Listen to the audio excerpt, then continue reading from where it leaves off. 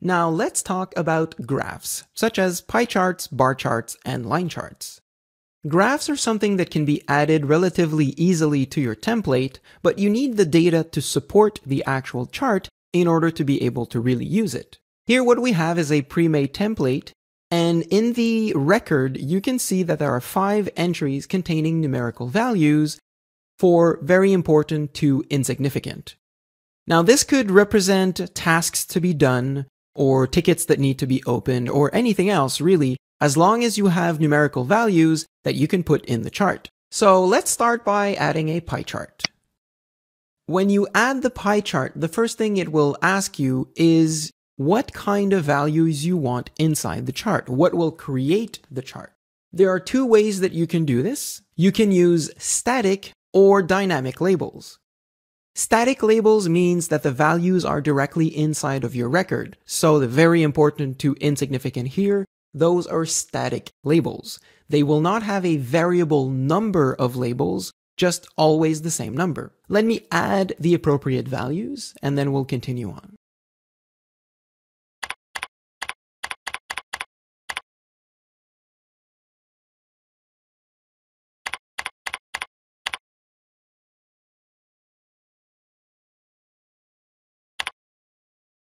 By default, a pie chart kind of looks like this. And it looks better when it's a bit larger. Now, pie charts are very customizable. What you can do to change their properties is to simply right-click on them and click on pie chart, bar chart, or line chart, depending on the one you added.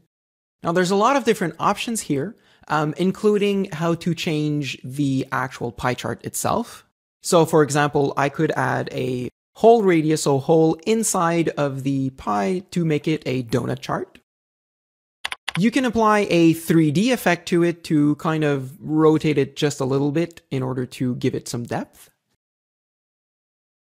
You can also decide where and how you want to put the labels. So you can create custom label text, and you can also decide where you want them to be placed. So here, basically, if you put a positive value, it's outside of the pie chart. If you put a negative value, it's inside of the pie chart. And then you have legends, where you can have a list of the values on the right. And normally, if you have legends, you would disable the actual label text inside of the chart itself. So let me go back and do that. And click OK.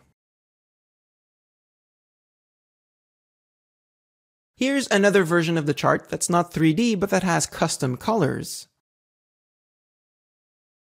Custom colors can be added directly into the slice color in the General tab.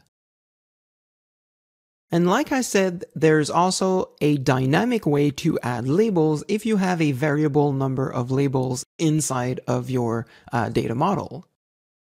So if I add a new pie chart and I use dynamic labels, then you need to determine exactly which of the fields inside of a specific detail table will define the values and the labels.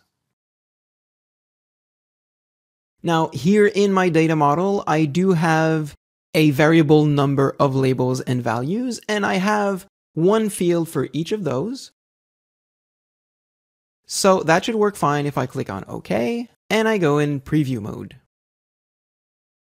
Of course, the result is the same because I'm using the same source data. I just changed the way that it's extracted. But you can see how significantly powerful this is, and you can test it on your own.